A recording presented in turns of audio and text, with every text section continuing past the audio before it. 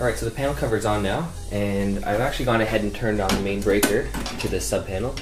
So with the house panel, I've had that shut off for a while now. Just turned it on and tested everything out. We're getting 240 across both hots, 120 from the hot to the neutral, hot to the ground.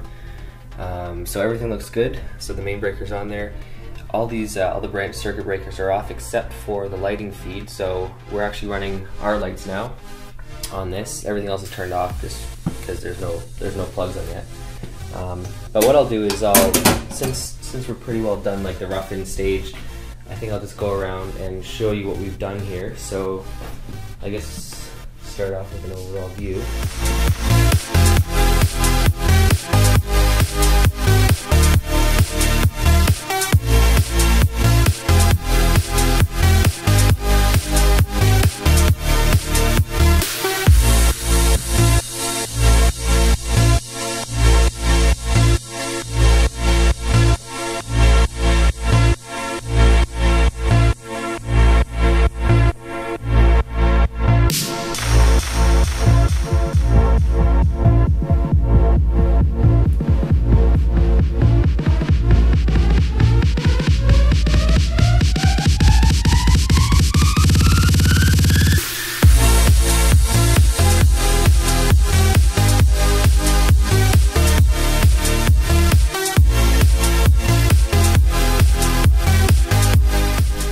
So I guess I may as well start off with the outlets and stuff, all the electrical.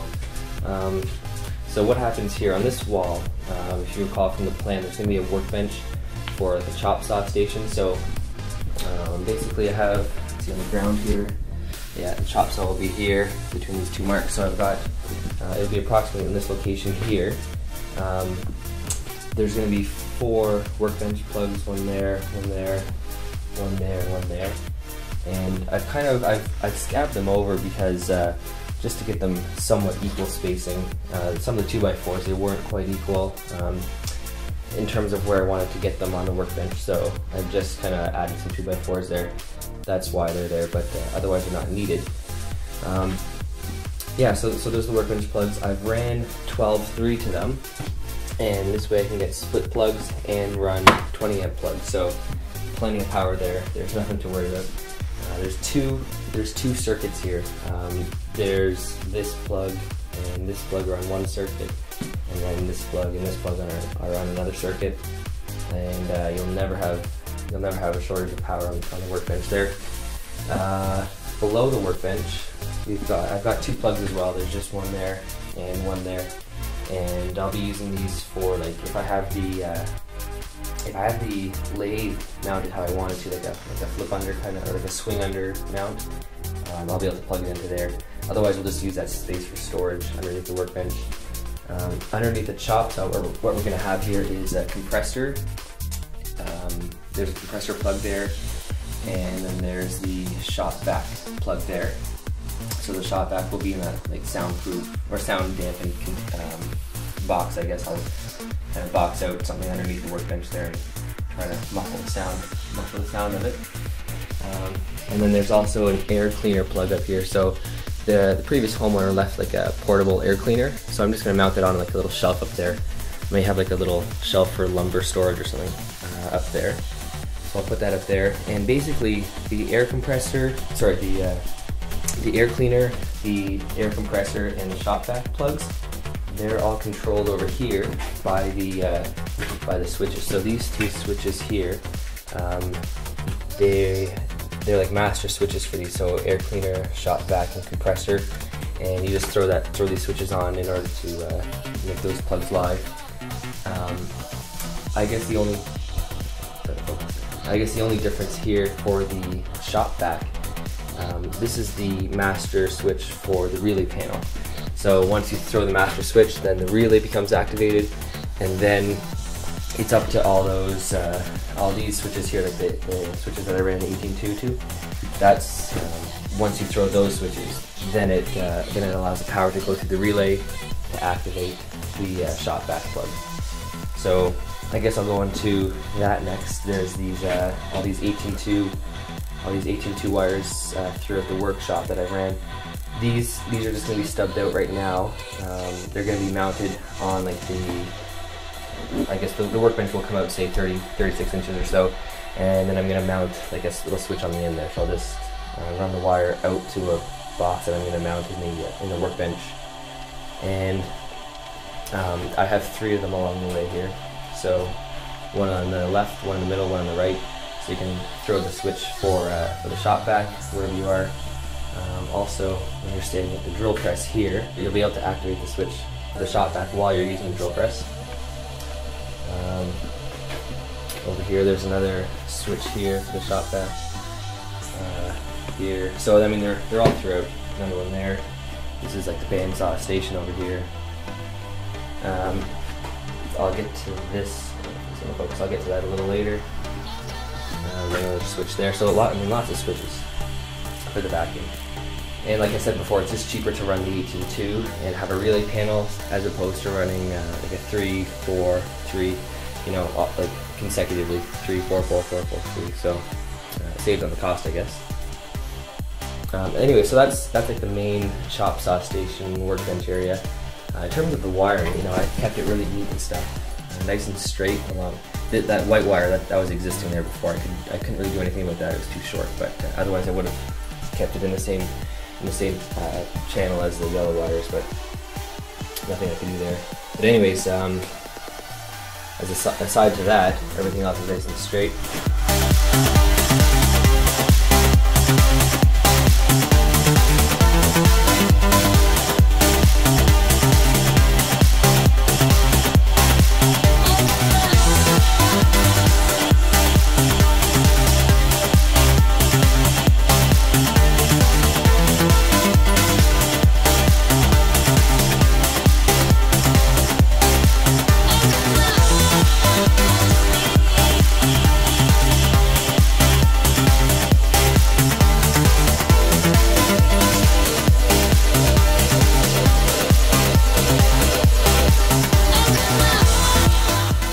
Straight across, and you'll see that throughout the entire workshop too.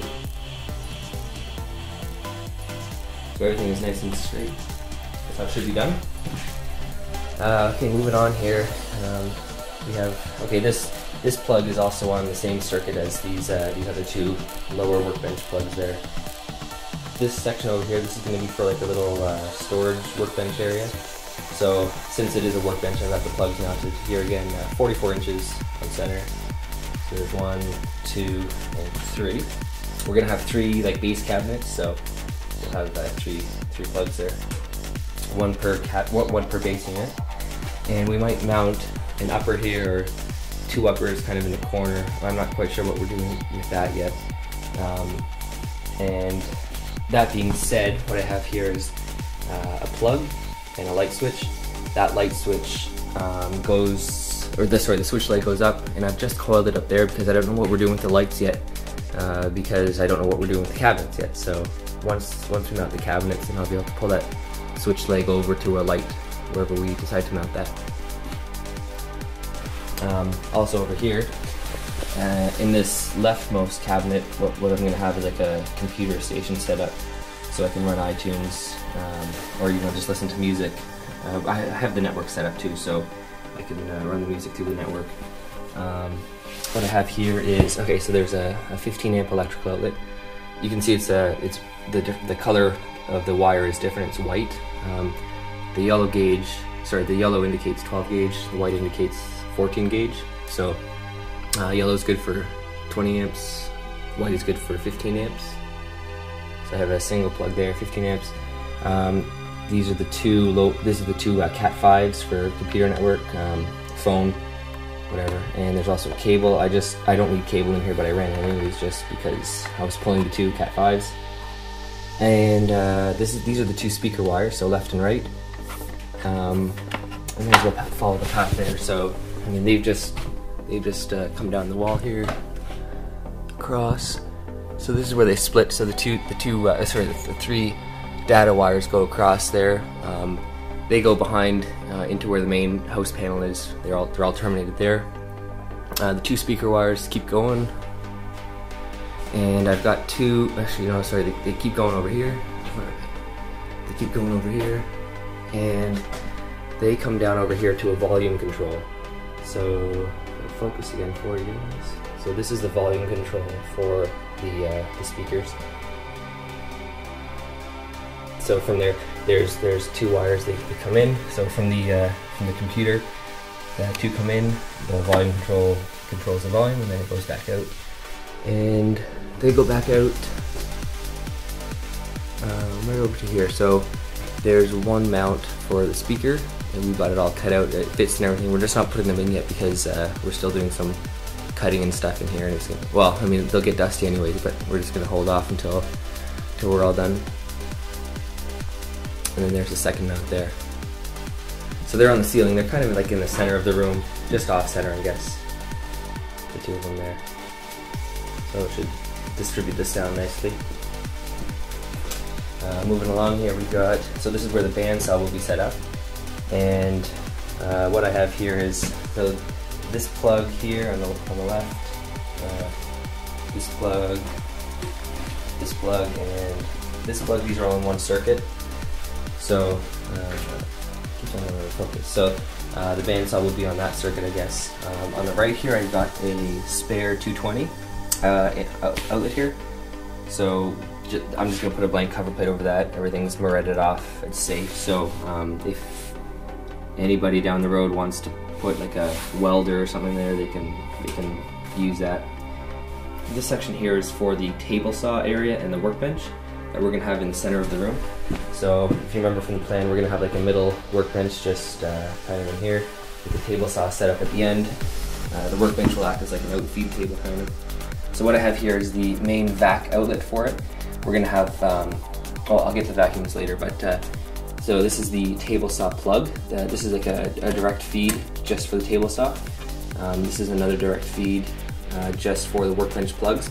We're gonna have 4 workbench plugs set up just around the workbench, like on the actual workbench itself, not just on the side. And these are the 2 low voltage switches for the vacuum. So I'm gonna have that mounted just on either side of the table saw. That way you can just switch on the vacuum when you switch on the table saw. And you know, it's just more convenient than having to walk over to the wall or something, which sounds pretty lazy, but I'm able to do it, so may as well.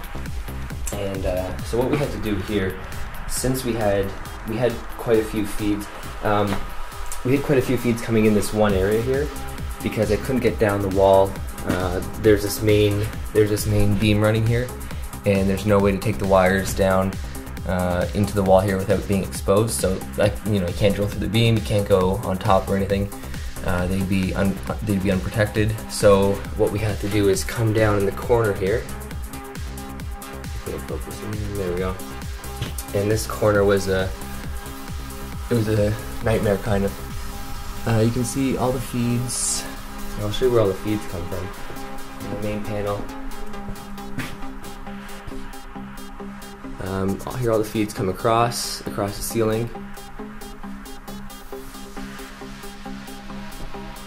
And over the main duct there, you can just see inside that they're all tied together.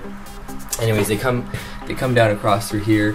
Just a nightmare to have to pull through, but we got him. My dad actually did a lot of the work there too, so that was he was a big help. They all come through here and down the wall, just beside the that switch box, and then across. And this was a pretty tough area to get through too, because the pipe was actually, sorry, like the support pipe there was pressed right up against the drywall.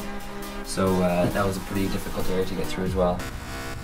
And then they go across. So all these top wires here, this is like an extra hole I had to drill, just because this hole would have been too full to pull all these extra ones through. I could have drilled just one large hole, except that what I had done before was drilled one hole just to rerun all the existing plugs on the other side of the wall there. So since this was there already, I just decided to drill one extra hole up above it, and I used, you know, both holes just for some of the plugs. So I used the bottom hole just to run all the, like, the normal circuit. This is like on one circuit, you know, all the wall plugs. These are all ran through the bottom hole, and then everything that serves this table saw and workbench area, they get ran through the top hole. And that way, you know, you kind of separate it out. You kind of know what's for what. I know that this is for the table saw area workbench, and this is for the regular circuit plugs and everything else.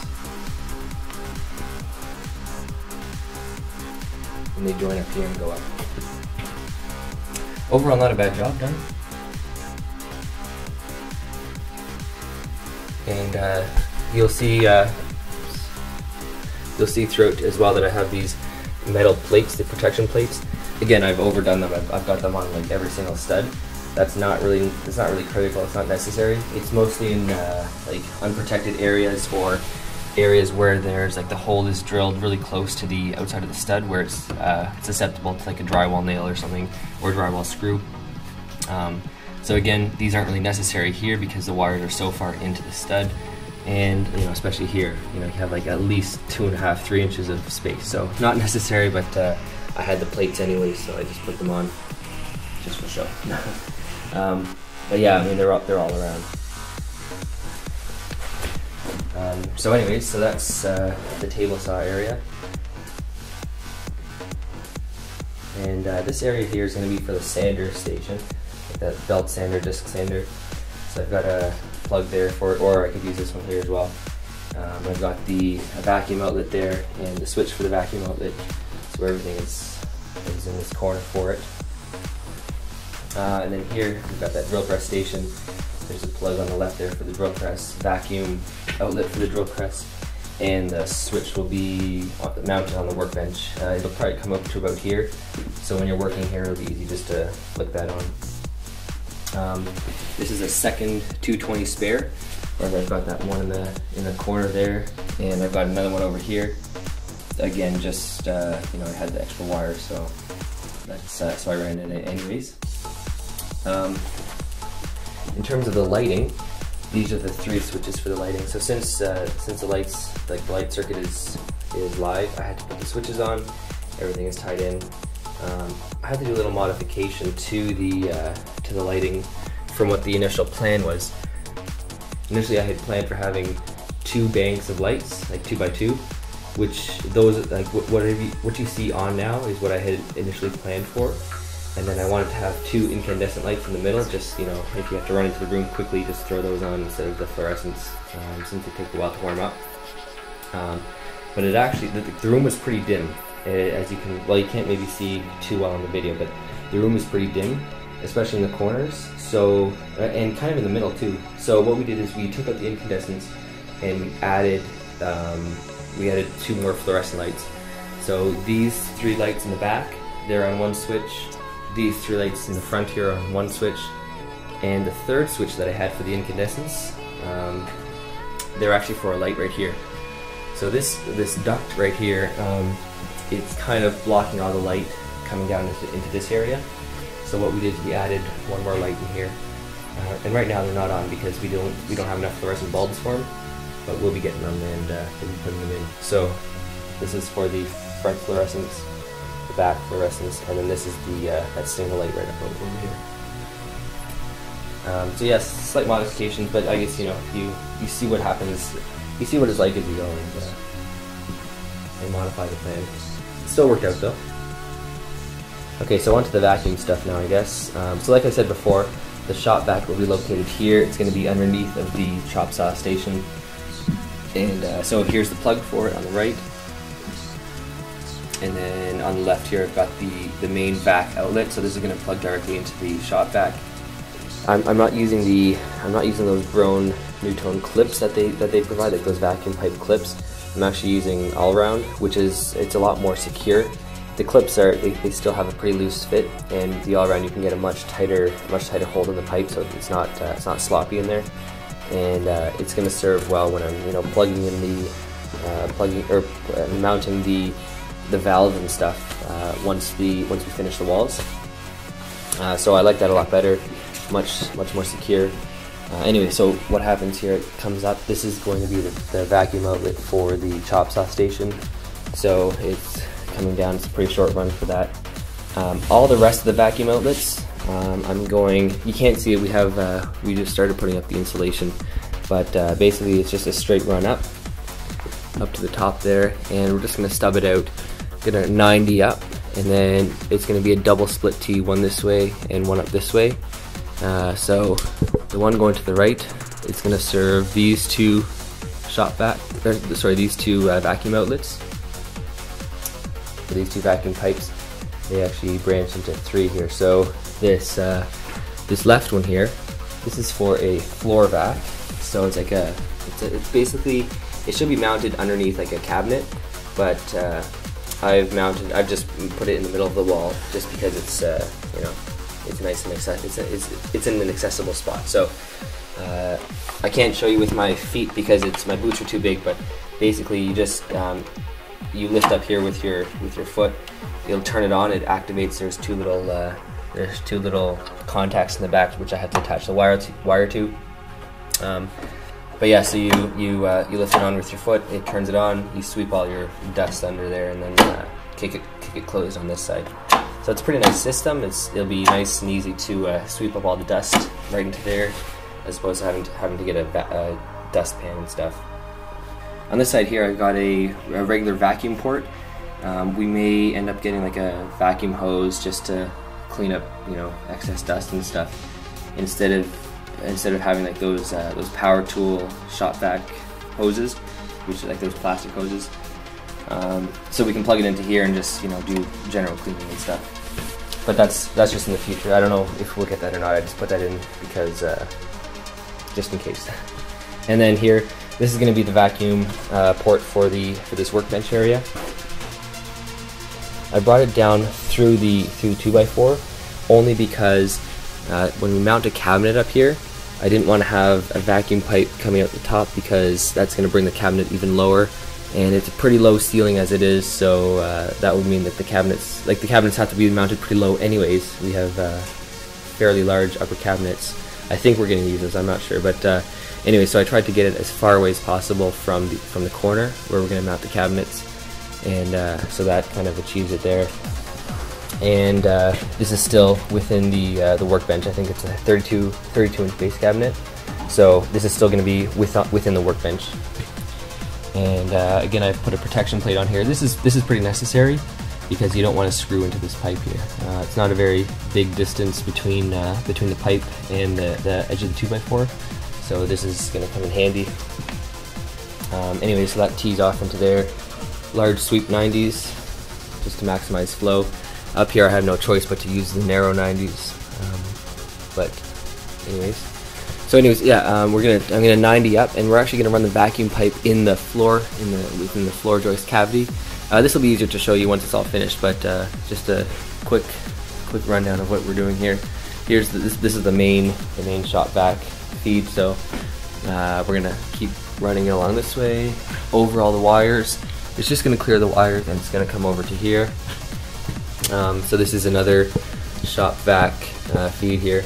This comes down, and then this is going to be another vacuum outlet for the workbench where the chop saw station is. So if I have like a router table, I can just mount on the workbench, plug it right into there, or the lathe, that swing up lathe.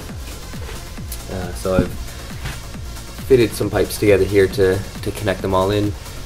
So anyways, it comes along, it runs along all the, the one on the right is for the house vacuum, the one on the left is for the workshop vacuum here.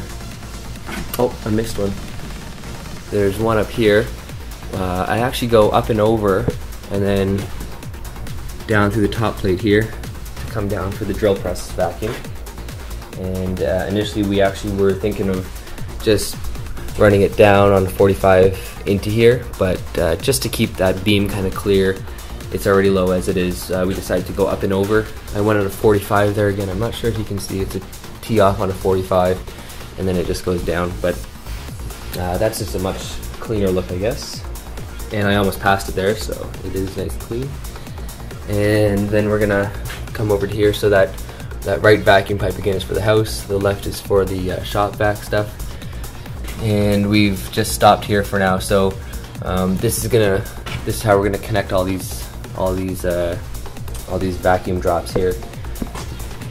Just that's how it is now. We're gonna stub it out 90 up, and then connect it with the T there. And we're gonna run it along running board. We're gonna get the table saw drop. And the last one here is the back drop for the bandsaw. So this is the furthest drop here. I hope we'll get good suction on it, but I'm sure it'll be okay. In the very beginning of the time lapse, you saw my dad and I we were planing down some of the walls just to try to get them straight. I guess what the carpenters forgot to do when they framed the basement was to put all the crowns, the 2x4s facing one way. So the wall was actually kind of wavy back and forth. So what we had to do was plane down the wall and or plane down select 2x4s just to get them straight. So you can see here, this is one of the 2x4s that we had planed down. Here's another one here. There were some here.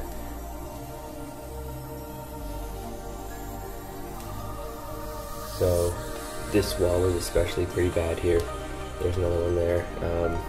But it worked out pretty well. And now the wall is nice and straight. This corner, especially for the frame, was pretty bad. We replaced 1, 2, 3, 4, 5 2x4s just in this one corner alone. I would have replaced more, but you know, some of them were okay. Here, this one was replaced. These two corner ones, I don't know what they framed in the corner, but it was far from right. This one was replaced. This one was replaced. No, never mind, that one was replaced. But I had another 2x4 in there, so this corner was pretty bad. Now this has been framed properly for a corner, for a nailing edge, and it's nice and straight. What they had before was, I don't know, they stuck in some warped pieces of 2x4s, or I don't know if it dried out and it just pulled the nails right out. But anyways, I'd used screws here, and that's not coming out now, so a lot better. And on this wall here, so what we did was we actually furred it out an extra 3/4 of an inch because we were going to put the plywood on the walls, and this pipe was sticking out about 1 inch. 1 inch in front of the 2x4, so you can see here. I don't know if I can get it. You can see here that the edge of the 2x4 is about an inch behind where the plywood would actually butt up against the wall. So we kind of furred it out with these with this strapping here. It's 3/4 inch strapping, but it just works. If you look down it'll just work. You can see here this one 2x4. It was so warped that we actually had to put two of these strapping pieces on because it was so bowed, and I don't know what it looks like on the other side of the wall, but you know, this is the only thing that we could do to straighten it out. So this outer one is straight, and this is just acting as like our spacer, just because it's so warped. And we have the gap there, so I don't know if it's proper or not, but it works. It's the best that we could do with what the carpenters did down here. Anyways, so another thing that I just wanted to mention too was all the poly hats that I have on the boxes. Every single box has a poly hat, and usually these are only used on outside walls, which is true. So typically you think to only use them there, but since I'm putting a vapor barrier on all the walls, I decided it'd be a good idea just to put them on all the boxes so we could tie in the vapor barrier to it. It's not acting as a vapor barrier, it's just acting as like a clean sheet so we can, you know, dust it off and stuff. It's just mainly going to be used for you know, just sealing out the dust. But on the outside walls here, we're going to try to get as good a seal as possible, since there is no vapor barrier down below, although the rest of the basement here doesn't look like they've done any of that, so at least not that we can tell. I was kind of pulling the insulation away to see what they did, but I don't think they did it. Yeah, anyways, that should be it for now.